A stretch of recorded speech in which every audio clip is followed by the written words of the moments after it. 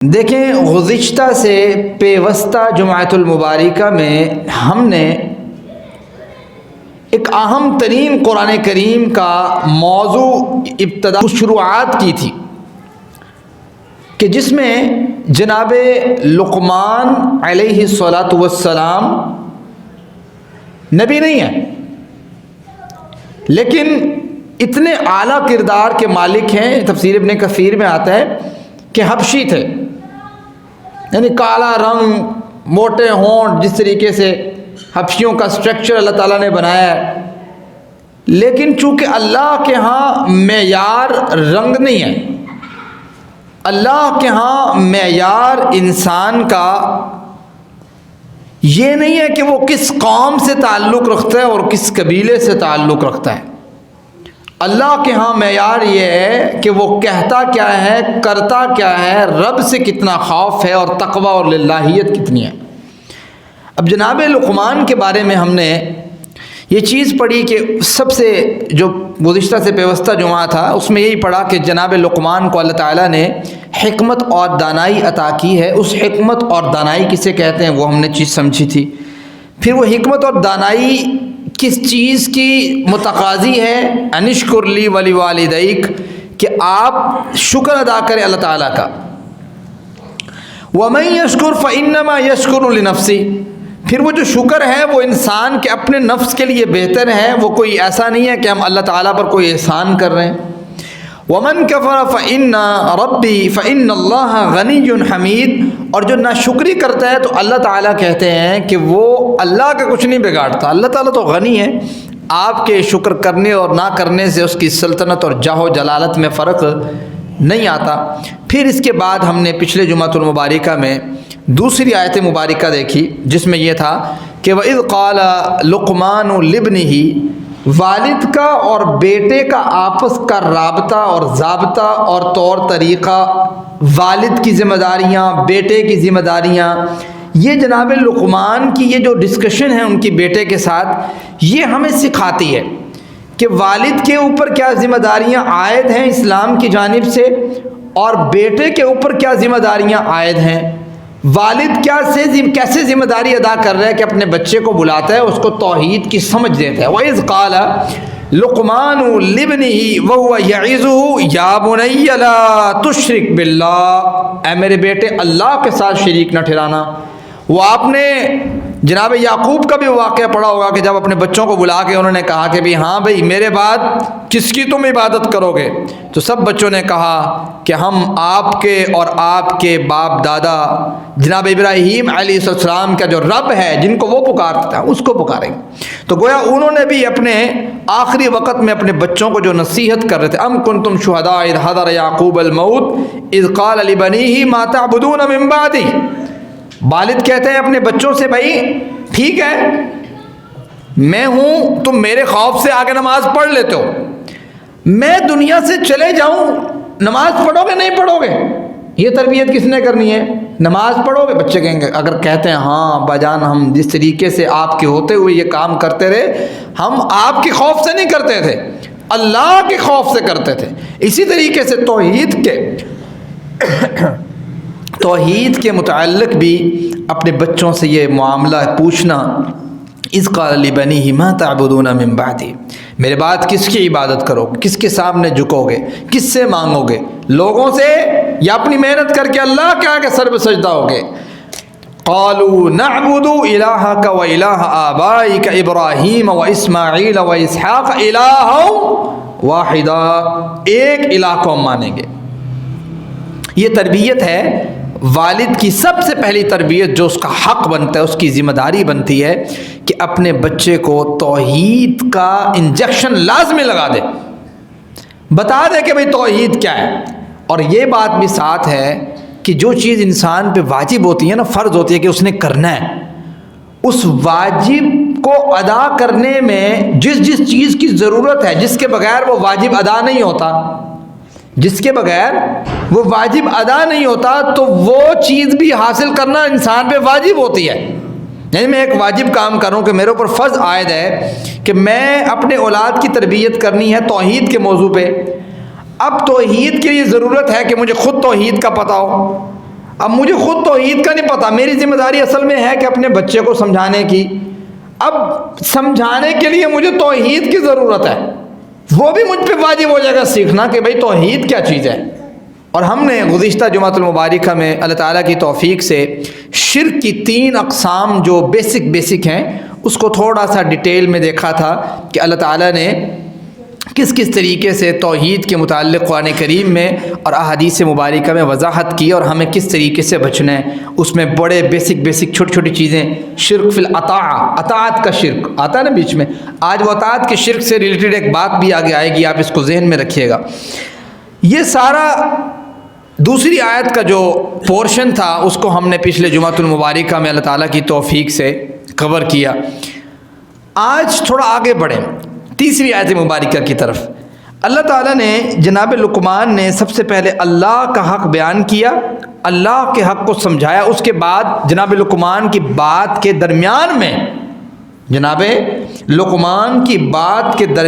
میں اللہ تعالیٰ نے ایک جملہ، استثنائی جملہ ذکر کر دیا. وہ کیا جملہ ہے وہ آپ سنیں. اللہ تعالیٰ فرماتے ہیں، دیکھیں اللہ کا حق اپنی جگہ پر، یہ حقوق اللہ سب سے پہلی لسٹ میں اللہ کا حق توحید میں آئے گا، پھر کہ توحید کی سمجھو انسان کو.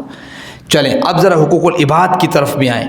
فرمایا وَوَصَّيْنَا الْإِنسَانَ بِوَالِدَيْهِ، ہم نے وصیت کی انسان کو اس کے والدین کے متعلق.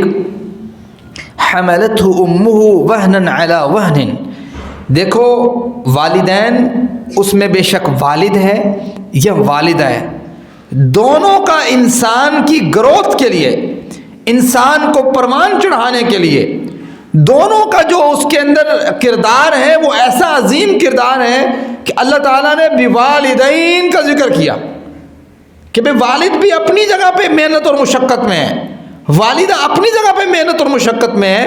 فرمایا وَوَصَّيْنَا الْإِنسَانَ بِوَالِدَيْهِ، دیکھو اس معاملے میں ہم یہ چیز اس میں ایڈ کر رہے ہیں جناب لقمان کی نصیحت میں کہ ہم نے وصیت کی لوگوں کو، انسانوں کو، کہ بھئی اپنے والدین کا آپ لوگوں نے خیال رکھنا ہے. حَمَلَتْهُ أُمُّهُ وَهْنًا عَلَى وَهْنٍ، ذرا والدین کے اندر بھی اگر اور اگلا سٹیپ لیتے ہیں تو والدہ کا کردار والد سے زیادہ ہے، تربیت کے معاملے میں بھی اور نگہداشت کے معاملے میں بھی، نگہبانی کے لحاظ سے بھی والدہ کا کردار والد سے زیادہ ہے، چونکہ والد نے ایکسٹرنل کام زیادہ کرنے ہیں اور والدہ نے انٹرنل گھر کا اندرونی سسٹم سنبھالنا ہے. اب اندرون میں تو بچہ 6 سال 8 10 سال تک تو اندرون سے باہر نہیں نکلتا جس طریقے سے باہر ہونا چاہیے، تو سارا نظام گھر کون چلا رہا ہوتا ہے؟ عورت چلا رہی ہوتی ہے.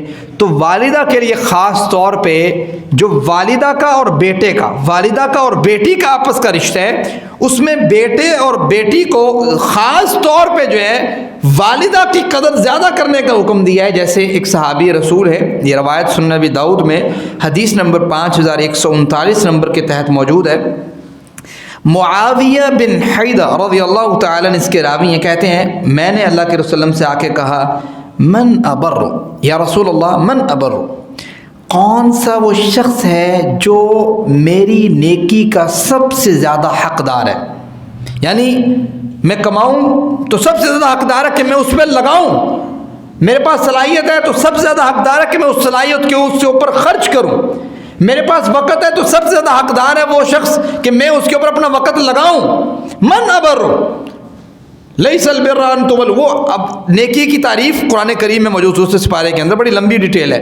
من ابر یا رسول اللہ، اللہ کے رسول سب سے زیادہ میری نیکی کا، میرے وقت کا، میرے مال کا، میرے صلاحیت کا سب سے زیادہ حقدار کون ہے؟ میرا دوست جس کے ساتھ میں باہر ہوٹلنگ تو کرتا ہوں، یا میرے ہمسائے، یا وہ جو میرے ساتھ جاب کر رہے ہیں جس کو سب سے زیادہ ہم وقت دیتے ہیں اور فضول میں بھی دیتے ہیں. کون حقدار ہے؟ اللہ کے رسول آپ بتا دیجئے. پوری امت کے لیے سوال کیا صحابہ نے، امت کو سمجھانے کے لیے. فرمایا دیکھیں، فرمایا اموں کا، صحابی سے کہا تیری ماں تیرے وقت کا، تیرے صلاحیت کا، تیرے مال کا، تیرے پیار کا سب سے زیادہ حقدار اگر کوئی دنیا میں ہے تو تیری ماں ہے سب سے پہلے. والدین میں والدہ کو اللہ تعالیٰ نے تھوڑا اور اوپر والا ایسا مطلب مقام عطا کیا ہے. اور ساتھ کا صحابی نے پوچھا اللہ کے رسول پھر کون حقدار ہے؟ والدہ کے ساتھ چلیں. فرمایا ثم امک، پھر تیری ماں. پھر پوچھا پھر کون؟ فرمایا ثم امک، پھر تیری ماں. 3 مرتبہ اللہ کے رسول صلی اللہ علیہ وسلم نے والدہ کے مقام کو گنوایا، بار بار بتایا. آپ سب لوگ بیٹھے ہیں، غور کریں. جن کے والدین موجود ہیں اور جن کے والدین نہیں موجود، اللہ تعالیٰ انہیں جنت الفردوس میں جگہ دے. اور جن کے والدین موجود ہیں اس وقت، وہ ذرا غور کریں. اور ان کی اگر نکاح ہو چکے ہیں، ان کے اپنے بچے ہیں، وہ غور کریں کہ والدہ کا بچے کے پروان چڑھانے میں کتنا کردار ہے. اللہ تعالیٰ فرماتے ہیں حملتہ امہ وہنا علی وہن، بوجھ پر بوجھ اٹھانا، 9 ماہ کا عرصہ تکلیف میں رہنا، وہ کوئی مرد اس کو سوچ نہیں سکتا، چونکہ ہمارے پاس اللہ تعالیٰ نے وہ تکلیف رکھی نہیں ہے.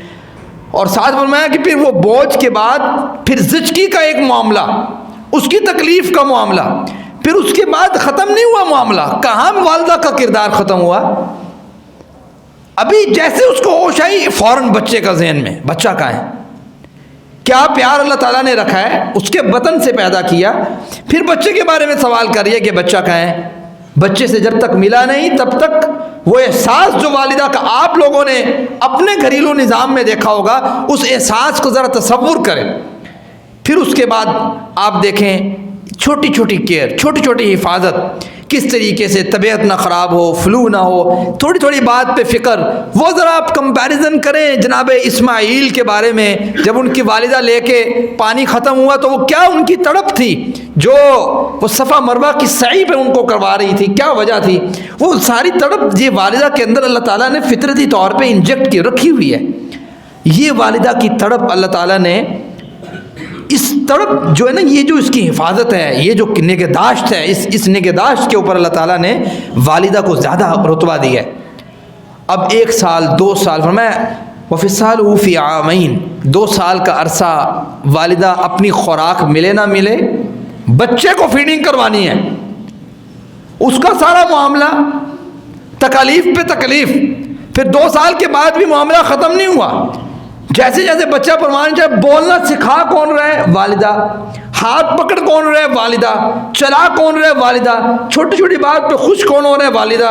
بات کون کر رہے؟ والدہ. سن کون رہے؟ والدہ. اس اچھی کوئی اچھا کام کر لیا فوراً سے اس پہ کوئی اچھی چیز دینا، اس کو کہنا شاباش، یہ کون کر رہے؟ والدہ. ہر ایک چھوٹے چھوٹے کام میں والدہ تو ہر معاملے میں ساتھ ہے نا. والد بھی ہے، لیکن جو نگہداشت کا معاملہ والدہ کے ساتھ دونوں میں کمپیریزن کے طور پہ ساتھ ہے، وہ کسی اور کا نہیں ہے. تو گویا جناب لقمان کے اپنے الفاظ والدہ کے متعلق انہوں نے یہ نہیں بتایا کہ بیٹا میں والد ہوں، آپ کا میں والدہ ہوں، میں آپ کو کہتا ہوں ہمارا یہ حق نہیں. اللہ تعالیٰ نے ان نے اللہ کے حق کو بیان کیا. اللہ نے ان کی بات کے درمیان میں جا کے ان کا حق رکھ دیا کہ دیکھو بھائی والدین کا یہ حق ہے. تو فرمایا حملتہ امہ وہنا علی وہن، یہ والدہ کی جو تکلیف کو برداشت کرنا ہے، یہ انسان اگر تھوڑا سا بھی غور کر لینا، یہ تو بڑا ہو کے بنتا ہے نا. بڑا ہو کے کہتا ہے کہ میرے سے بڑا افلاطون اور ارسطو کوئی نہیں ہے. بس سمجھتے، یہ تو پھر بعد کے معاملے ہوتے ہیں نا. تھوڑا سا ہاتھ میں پیسے آنے کی دیر ہے، تھوڑا سا کمانے کے لگتا ہے تو کہتے ہیں تمہیں تو کچھ پتہ ہی نہیں ہے. وہی اندازہ اگر انسان اپنے بچوں کے متعلق کرے کہ وہ اپنے بچوں کی کس طریقے سے نگہداشت اور نگہبانی کر رہے ہیں اور کیا تڑپ ہے اس کو، وہی معاملہ انسان رکھے کہ میرے والدین میرے اوپر کیا کیا جان نچھاور کرتے ہوں گے جب میں بچپن میں تھا، تو یہ احساس بالکل انسان کو پیدا ہو جاتا ہے کہ واقعی مجھے والدین کو وقت بھی دینا ہے، میرے پاس والدین موجود ہے، اس سے بڑی کوئی دولت نہیں ہے. یہ انسان ابھی 2-3 دن پہلے کی بات ہے، بلکہ 1 دن پہلے کی بات ہے، دوست ہیں، یہ واقعہ میں صرف اس لیے رکھ رہا ہوں کہ میں گیا ہوں وہاں پہ اور مجھے اس چیز کا ایک احساس پیدا ہوا کہ کتنی بڑی دولت ہے انسان کے پاس جس کے پاس اس کے والد موجود ہیں. اس شخص کے والد، جب ہم انجینئرنگ سٹارٹ کی تو انجینئرنگ سٹارٹ کرتے وقت اس کے والد فوت ہو گئے. اب فوت ہوئے 3 سال 3.5 سال کا عرصہ ہو گیا ہے. اب وہ بیچارہ بچہ جو ہے گھر میں اتنا ٹینشن کا شکار، اتنا ڈپریشن کا مریض، اتنا انگزائٹی کا مریض کہ بات نہیں ہو رہی اس سے بات. یعنی کہ ایک گھر چلانا، سسٹم چلانا ایک اتنا بھاری اور بوجھ والا معاملہ ہے کہ والد جو اوپر کیئر کر رہا ہوتا ہے، گھر چلا رہا ہوتا ہے، اس کو تو کچھ سمجھتے نہیں ہم تو سمجھتے ہیں یہ تو والد کی پوری ذمہ داری ہے، وہ نہیں ادا کرتا تو ہم کہیں گے دے سانو دینا نہیں، ساڈا حق نہیں دینا، وہ فل ایسے بات کریں گے۔ حالانکہ ہمیں احسان مند ہونا چاہیے، ہمیں ایک غلام کی صورت اختیار کرنی چاہیے، ہمیں ان کے کیا نا افل لکم والا معاملہ رکھنا چاہیے۔ ہم تو سمجھتے ہیں کہ بھائی تسی کرنا ہی کرنا ہے، سارے کر دینے۔ اب وہ والد اس کے نہیں ہے، والدہ ہے، لیکن والد نہ ہونے کی صورت میں اس کے گھر کا جو ان بیلنس نظام ہے، اس کے اوپر جو اس کے کندھوں کے اوپر بوجھ ہے، اس بوجھ نے اسے کچھ ہفتوں کے لیے ایسا بٹھایا، اس سے بات نہ بول نہیں سکتا تھا وہ۔ اس کی والدہ نے اسپیشلی فون کیا، مجھے نہیں جانتے تھے، لیکن ان کے چونکہ کلاس ہم لے رہے تھے ترجمہ کلاس، اس میں وہ ایڈ تھے یا کیا مسئلہ تھا، اسپیشلی میسیج آیا، میں گھر جا کے بات ہوئی، میں اس کو بڑی تھپکی دی، بڑا معاملہ کی، یقین مانے وہاں بیٹھ کے جو میں محسوس کر رہا تھا کہ میرے پاس اس وقت کتنی بڑی دولت ہے والد کی صورت میں، وہ کسی اور کے پاس نہیں ہے۔ ہم جاتے ہیں گھر، کھانا مل گیا، جاتے ہیں گھر یہ مل گیا، جاتے ہیں، اور جب بڑے ہو جاتے ہیں، جب ہاتھ میں 4 پیسے آتے ہیں تو ساتھ ہی والد کی کوئی قدر نہیں رہتی۔ اپنی زمین آ گئی، والد کی کوئی قدر نہیں، اپنی جگہ آ گئی، والد کی کوئی قدر نہیں، والدہ کی قدر نہیں۔ یہی معاملہ آپ کو پتہ ہے، اللہ کا جو معاملہ ہے نا، اللہ کا جو معاملہ ہے، اللہ تعالیٰ اس میں نرمی کر سکتا ہے، لیکن ایک معاملہ ہے فطرت کا معاملہ۔ دین کے معاملے میں نرمی ہے کہیں نہ کہیں، فطرت کے معاملے میں کہیں نرمی نہیں ہے، اور والدین کی قدر نہ کرنا یہ فطرت کے برخلاف چیز ہے، اور ہونا بھی انسان اسی بندے کے ساتھ وہی کام ہونا ہے کہ جب وہ بڑا ہوگا، پروان چڑھے گا، اس کا اپنا بیٹا اس کے ساتھ جو کام کرے گا وہی سیم ٹو سیم کرے گا جو اس نے اپنے والدین کے ساتھ کیا۔ وہ سیکھتا ہے انسان۔ آپ کتنی دفعہ اپنے والدہ کو کال کرتے ہیں، والد کو کال کرتے ہیں، حال احوال لیتے ہیں، یہ بچہ نوٹ کرتا ہے۔ آپ اپنی بیوی سے، یعنی ان کی اس بچے کی والدہ سے اپنی والدہ کے بارے میں کیا بات کرتے ہیں، بچہ نوٹ کرتا ہے۔ آپ کا کیا چغلیاں اور کیا غیبتیں ہیں اپنے والدین کے متعلق، بچہ اس کو نوٹ کرتا ہے۔ اور یہی بچہ جب پروان چڑھتا ہے اور بڑا ہوتا ہے، پھر آپ قاری صاحب کے پاس آتے ہیں، قاری صاحب دعا کریں کہ میرا بچہ جو ہے میرا فرما بردار بن دے۔ نہیں بنے گا، اس نے سیکھا ہی نہیں ہے۔ اس نے تو آپ سے سیکھنا تھا کہ آپ روزانہ اپنی والدہ کا حال دریافت کرتے ہیں، اس سے پوچھتے ہیں کہ آپ کو کس چیز کی ضرورت ہے، والد سے پوچھتے ہیں کس چیز کی ضرورت ہے۔ آپ جس قدر اس کی عزت کرتے ہیں اپنے والدین کی اپنے بچوں کے سامنے، کرتے تو اللہ کے لیے، لیکن وہ بچہ تو دیکھتا ہے، وہی قدر آپ دیکھیں گے مستقبل میں جب آپ بزرگ ہو جائیں گے۔ آپ سمجھتے ہیں پتہ نہیں میرے کول تو ہے 2 کلے 2 مربع 2 فلاں پائی جی، یہی تو مسئلہ ہے۔ جس شخص کے ذہن میں یہ بات بیٹھی ہوئی ہے کہ میرے پاس یہ زمین ہے اور یہ فلاں ہے تو میرے ساتھ کچھ نہیں ہونا، بڑے بڑوں کو اوپر سے نیچے گرتے دیکھا ہے اور بڑے بڑوں کو نیچے سے اوپر ہوتے دیکھا ہے، یہ آپ کے بھی تجربات ہیں اور ہماری بھی چھوٹی عمر میں تجربات ہیں، ہم نے خود اپنی آنکھوں سے دیکھا ہے۔ تو یہ معاملہ اپنے مال اور دولت پہ کسی شخص کو فخر ہے تو یہ معاملہ چھوڑ دے۔ وہی چیز ہے انسان کے ساتھ کہ جو آپ کر رہے ہیں، ان پٹ دے رہے ہیں، اپنے گھر میں جو ماحول بنا رہے ہیں اپنے والدین کے لیے، وہی ماحول مستقبل میں اس سے برتر برا آپ سوچ کے رکھیں کہ آپ کے ساتھ یہ ہونا ہے۔ اس وجہ سے یہ نیچر کا معاملہ ہے، فطرت کا معاملہ ہے، فطرت میں کوئی لچک نہیں ہے۔ تو یہ فطرت کے معاملے میں لا تبدیل لکلمات اللہ، آپ نے اپنے والدین کی قدر جس حد تک کر سکتے ہیں کریں۔ اللہ تعالیٰ نے اسپیشلی وصیت کی ہے، وَوَصَّيْنَا الْإِنسَانَ، ہم نے وصیت کی انسان کو، بِوَالِدَيْهِ، اس کے والدین کے متعلق۔ والدین میں پھر ایک خاص والدہ کا کردار، پھر والدہ کے متعلق اللہ تعالیٰ کہتے ہیں حَمَلَتْهُ أُمُّهُ وَهْنًا عَلَى وَهْنٍ وَفِصَالُهُ فِي عَامَيْنِ، ماں کا بوجھ اٹھانا اور پھر 2 سال کا عرصہ اسے دودھ پلانا۔ انشکر لی وَلِوَالِدَيْكَ، دیکھو یہ والدین کا تمہارے اوپر یہ کردار ادا کرنا، یہ اس بات کا متقاضی ہے کہ تم رب کا بھی شکر ادا کرو اور اپنے والدین کا شکر بھی ادا کرو۔ اور اللہ کے رسول صلی اللہ علیہ وسلم کا وہ فرمان، من لم یشکر الناس، جس نے لوگوں کا شکریہ ادا نہیں کیا نا، لم یشکر اللہ، اس نے اللہ کا شکریہ بھی ادا نہیں کیا۔ جس کو اپنے والدین کے احسان مندی کا شکریہ ادا کرنا نہیں آتا، اس نے اللہ کے احسان مندی کا بھی شکریہ ادا نہیں کیا۔ جس نے اپنے اوپر کسی نے احسان کیا اس کا شکریہ ادا نہیں کیا، جزاک اللہ نہیں کیا، اور ہر وقت اس کے لیے اچھا نہیں سوچا، اس نے اللہ کا شکریہ بھی ادا نہیں کیا. سمجھتے ہیں کہ میں تو یہ کام نہیں ہے. تو یہ ساری چیزیں اللہ تعالیٰ نے تربیت کا معاملہ ہے. آگے فرمایا دیکھو الی المصیر. آپ میں سے کوئی یہ سوچ سکتا ہے کہ اس نے مرنا نہیں ہے، موت نہیں آنی اس کو. کتنے لوگ ہیں جن کے بھائی، کتنے لوگ ہیں جن کے والدین، کتنے لوگ ہیں جن کے بچے اللہ تعالیٰ نے ان کے ہاتھوں سے اٹھائے ہیں.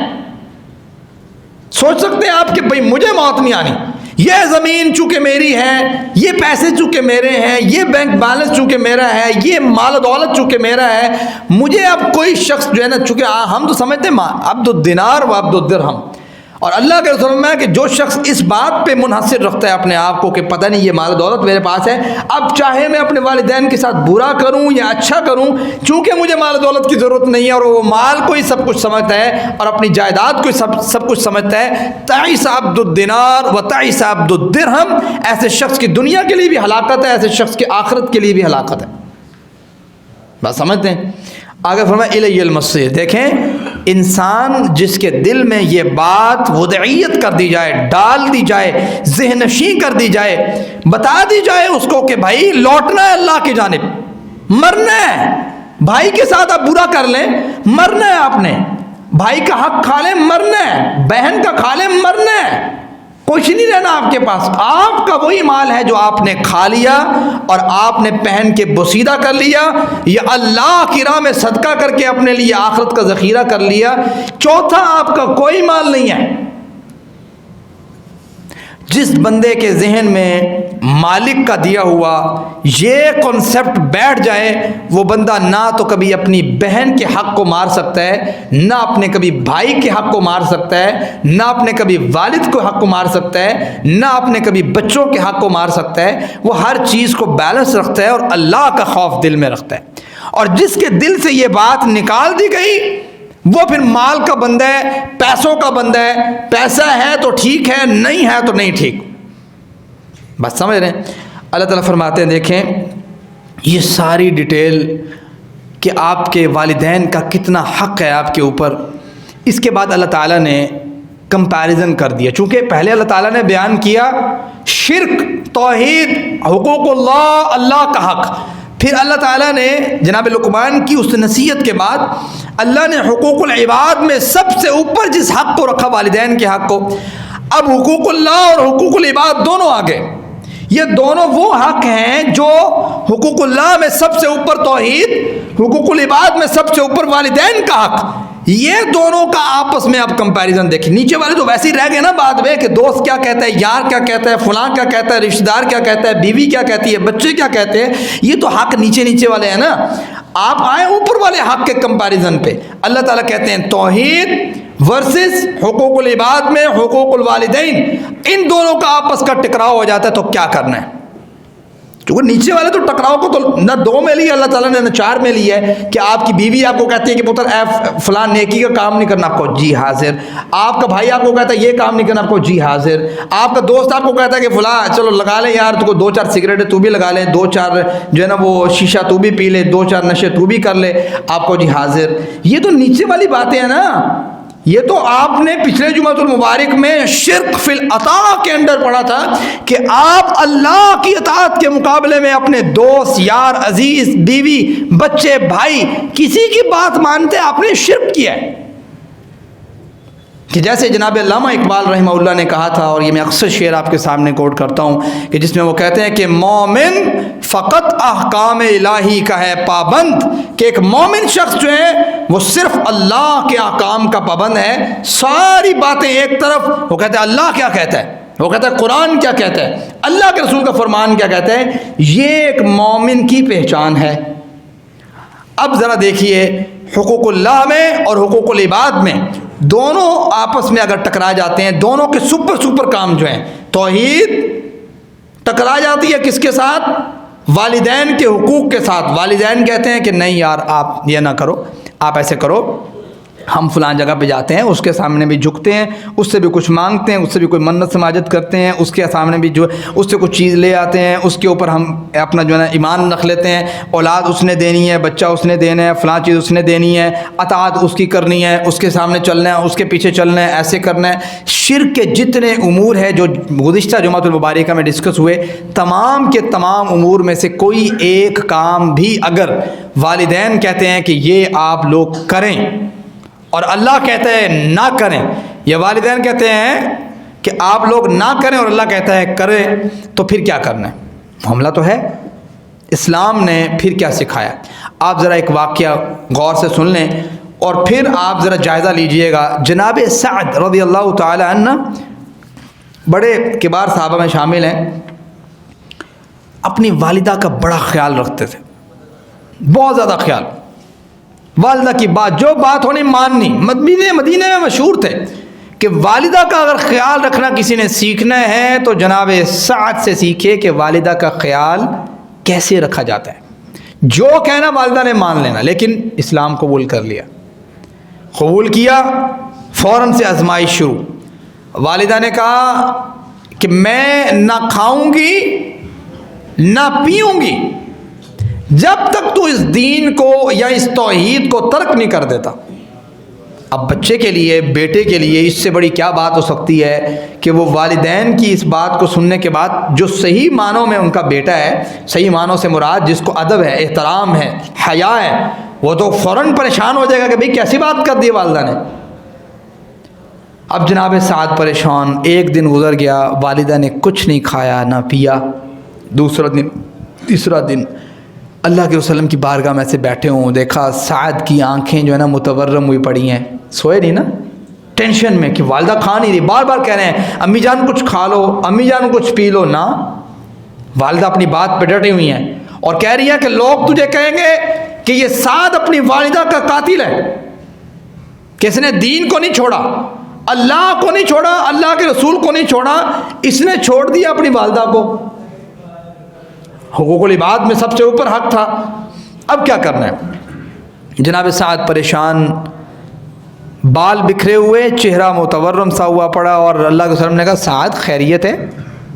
فرمایا اللہ کے رسول اس طرح معاملہ ہے، میری والدہ کہتی ہے کہ نہ میں کھاؤں گی نہ میں پیوں گی جب تک تو دین کو ترک نہیں کر دیتا، توحید کو ترک کر کے جو شرک پہ چل رہا تھا نا، وہ جو راستہ تھا کہ کئی ہزار سجدوں سے دیتا ہے آدمی کو نجات، وہ ہزار سجدوں والے معاملے ہوں کہ در در پہ بندہ جائے، دھکے کھائے، اس کے پیچھے اس کے پاس، تو یہ والا کام تھوڑا سا سمجھ آتی ہے، اس کی والدہ کہتے۔ تو جناب سعد پریشان، یہ ساری بات بیان کی، اللہ کے وسلم خاموش ہو گئے۔ اللہ تعالیٰ نے اس موقع پر یہ آیت نازل کی کہ اگر ایسا ہوتا ہے کہ میں نے مانا کہ میں نے تمہیں یہ بات کہی ہے وَقَضَىٰ رَبُّكَ اللہ تعبدوا الا ایاہ وبالوالدین احسانا، میں نے تمہیں کہا والدین کے ساتھ احسان مندی کا معاملہ رکھنا ہے، اف تک نہیں کہنا، بات کو ماننا ہے، ان کے ساتھ آپ نے حقوق العباد میں سب سے اوپر والا معاملہ، یہ بات اسلام کی بات ہے، ادب اور احترام ان کا ہے۔ لیکن اگر اللہ کی توحید کے خلاف، اللہ کے خلاف بغاوت پر کہیں، رسول اللہ کی سنت کے خلاف کوئی بات کر دیں کہ نہیں یہ نہیں کرنا، وہ کرنا ہے، وہ نہیں کرنا، یہ کرنا ہے، تو پھر کیا کرنا ہے؟ تو اللہ کے وسلم نے یہ تلاوت کی جناب سعد کے سامنے، وَإِن جَاهَدَاكَ عَلَىٰ أَن تُشْرِكَ بِي مَا لَيْسَ لَكَ بِهِ عِلْمٌ فَلَا تُطِعْهُمَا وَصَاحِبْهُمَا فِي الدُّنْيَا مَعْرُوفًا۔ جناب سعد نے اس آیت مبارکہ کو سنا، اپنے ایمان کو اور مضبوط کیا، اور اپنی والدہ کے سامنے گئے اور ایک تاریخی جملہ بولا، اور مفسرین نے اس جملے کو نوٹ کروایا کہ آپ غور کریں کہ وہ جملہ کتنا قیمتی جملہ ہے، اور ایمان کی کیا کیفیت ہے اس جملے کے اندر، کہ اگر انسان اس کو سونے سے بنا کے بھی اس کو سونے سے بھی لکھ دے نا، اس جملے کو آب زر سے بھی لکھ دے، تب بھی اس جملے کا حق ادا نہیں ہو سکتا۔ اتنا قیمتی جملہ جناب سعد نے اپنی والدہ کے سامنے قرآن کی اس آیت کو سن لینے کے بعد رکھا، اور کیا کہہ رہے ہیں وہ جملہ آپ سنیں۔ فرمایا اپنی والدہ کے سامنے گئے، پہلے تو کہا کہ آپ کھا لیں پی لیں، نہیں کھایا، پھر اسی بات پہ اڑی ہوئی ہیں، تو والدہ سے کہتے ہیں واللہ، اللہ کی قسم، واللہ اللہ کی قسم، یا امی، اے میری امی جان، تعلمین، جان لو واللہ لو کانت لک مئۃ نفس، اگر آپ کی 100 جانیں ہوتی، ابھی تو ایک جان ہے نا، واللہ لو کانت لک مئۃ نفس، اگر آپ کی 100 جانیں ہوتی، لخرجت نفسا نفسا، ایک ایک جان کر کے میں اسی طریقے سے قربان کر دیتا، اور میں اس بات کو پھر بھی قبول نہ کرتا کہ میں اللہ اور اس کے رسول کی بات کو ترک کر کے آپ کی بات کو مان لوں۔ یہ جذبہ اور یہ ایمان کی کیفیت ہمارے اندر کیوں نہیں ہے؟ ہم تو حقوق العباد میں تو یہ تو سپر کی بات کی ہے نا کہ والدین کے سامنے، ہم تو اپنے دوست کی بات پہ اڑ جاتے ہیں۔ یار نے غلط بات کہہ دی تو ہم کہتے ہیں سر اوکے شاباش، اس کو شاباشی بھی دیتے ہیں، اس کو نہیں کہتے کہ بھائی غلط کام ہے، بری بات ہے نا۔ ہمیں تو ایمان کی سب سے ضعیف کیفیت چاہیے کہ ہم دل میں برا جان رہے ہیں جب کوئی شخص پوچھے تو، حالانکہ سارے کام ہم کروا لیتے ہیں اپنے دوست سے، ہاتھ سے بھی کروا لیتے ہیں، زبان سے بھی کروا لیتے ہیں۔ یہ ایمانی کیفیت کہاں ہے؟ واللہ لو کانت لک مئۃ نفس فخرجت نفسا نفسا ان شئت فکلی وان شئت لا تاکلی، اب تو چاہتی ہے تو کھا لے اور اب نہیں چاہتی تو نہ کھا۔ یہ بات کرنے کے بعد جناب سعد اور پھر لکھا مفسرین نے، دیکھا جب ایمان کی یہ کیفیت انسان کے پاس ہو اور یہ عظمت ہو اور ایمان اتنی پیک پر ہو تو پھر حالات بدلتے ہیں، پھر واقعات بدلتے ہیں، پھر لوگ بدلتے ہیں، پھر رنگ بدلتے ہیں، اور صبغۃ اللہ ومن احسن من اللہ صبغہ ونحن له عابدون۔ دیکھیں جناب سعد کے اس جملے کے بعد ان کی والدہ نے دیکھا کہ بھائی یہ پھرنے والا نہیں ہے، میں اپنے آپ کو ضرور مارنا ہے، تو فوراً سے انہوں نے کھا بھی لیا اور پی بھی لیا اور اسلام بھی قبول کر لیا۔ تو یہ ہے وہ کیفیت جب انسان ٹھان لیتا ہے، کہتا ہے میں نے چینج لے کے آنا ہے، میں نے تبدیلی لے کے آنی ہے جس حد تک میں کر سکا، تو پھر اس ٹھان کے اوپر اللہ کی توحید کے خلاف کھڑا ہو جائے، کہ میں کھڑا ہوں، بے شک میں ایک مرد مجاہد ہوں، میں استقامت کے ساتھ کھڑا ہوں گا۔ ابراہیم بھی تو پوری قوم کے سامنے کھڑے تھے یا نہیں کھڑے تھے؟ پوری قوم ایک طرف، ابراہیم اکیلا، اللہ تعالیٰ اس کو کہتے ہیں، ابراہیم علیہ السلام کو اکیلے کو کہتے ہیں امتم واحدہ۔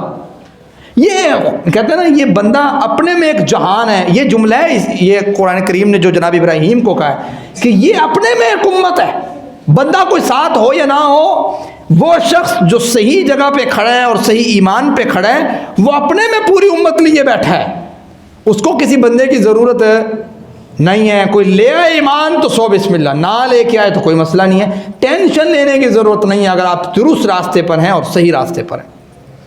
اللہ تعالیٰ فرماتے ہیں، اس آیت کو ہم کمپلیٹ کرتے ہیں، کوئی شخص یہ سوچ سکتا تھا کہ والدین کی بات کو نہیں ماننا اس موقع پہ تو شاید ان کے ساتھ پھر برے انداز سے بات کرنی ہے یا کرخت ہو جانا ہے لہجے کا، ایسا نہیں کرنا۔ ساتھ ہی تربیت فرمائی کہ دیکھو والدین کا جو حق ہے وہ بہت عظیم حق ہے، بے شک ان کے معاملے میں آپ نے اللہ تعالیٰ کے معاملے کو آگے رکھا ہے، لیکن وَصَاحِبْهُمَا فِي الدُّنْيَا مَعْرُوفًا، جن چیزوں کا تعلق دین کے ساتھ نہیں ہے آپ نے وہ تمام چیزیں ان کے لیے بجا لانی ہے۔ مثال کے طور پہ آپ کا اخلاق، اچھے انداز سے بات کرنا، میٹھے انداز سے بات کرنا، ان کی مالی معاونت کرنا، ان کے کھانے شانے کا بندوبست کرنا، یہ تو آپ کی ذمہ داری ہے، آپ نے اس ذمہ داری سے بھاگنا نہیں ہے، یہ ذمہ داری آپ نے پوری ادا کرنی ہے۔ یہ ہے وَصَاحِبْهُمَا فِي الدُّنْيَا مَعْرُوفًا، ان کے ساتھ معروف طریقے سے دنیا میں جو چل رہا ہوتا ہے، جو خدمت کرنی ہوتی پہلے جو کر رہے تھے وہی کرتے رہنا ہے، اس معاملے کی وجہ سے آپ نے ترک نہیں کرنی۔ فرمایا وَاتَّبِعْ سَبِيلَ مَنْ أَنَابَ إِلَيَّ ثُمَّ إِلَيَّ مَرْجِعُكُمْ فَأُنَبِّئُكُمْ بِمَا كُنْتُمْ تَعْمَلُونَ۔ یہاں سے انشاءاللہ اللہ تعالیٰ کی توفیق سے اگلے جمعۃ المبارکہ میں مالک سے دعا یہ اللہ مجھے اور آپ کو والدین کی قدر کرنے کی، ان کی حقیقی معنوں میں خدمت کرنے کی توفیق دے، جن کے والدین دنیا میں ہیں اور جن کے نہیں ہیں اللہ تعالیٰ ان کو جنت الفردوس میں جگہ دے، اور ہمیں ایسے کام کرنے کی توفیق دے جو ہمارے والدین کے لیے صدقہ جاریہ یا درجات کی بلندی کا ذریعہ بن سکیں۔ اور اسی طریقے سے اگر والدین کے معاملے میں یا عزیز و اقارب کے معاملے میں کہیں پہ اللہ کے معاملے کے ساتھ جو ہے وہ اس کا کمپیریزن آتا ہے تو ہم نے ہمیشہ اللہ کے معاملے کو آگے رکھنا ہے، باقی پوری دنیا کے معاملے کو پیچھے رکھنا ہے۔ یہ انسان کے عقیدے کا اور اس کی توحید کا مسئلہ ہے۔ مالک سے دعا یہ اللہ مجھے اور آپ کو عمل کی توفیق دے۔ وما علینا الا البلاغ۔